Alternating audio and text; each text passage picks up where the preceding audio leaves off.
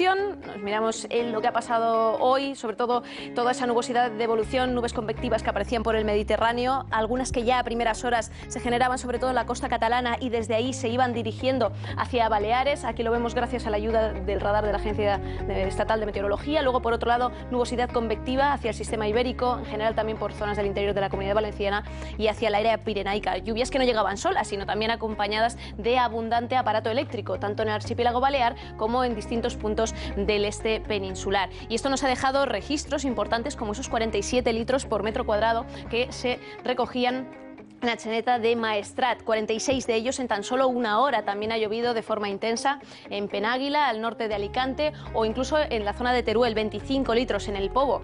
Hacia Baleares, en Mallorca y en Menorca recogían del orden de unos 27-23 litros por metro cuadrado, tanto en Es Mercadal como en Port de Pollença. De cara a la jornada de mañana todavía hay que hablar de un tiempo pues revuelto, sobre todo por esa línea de inestabilidad que estará situada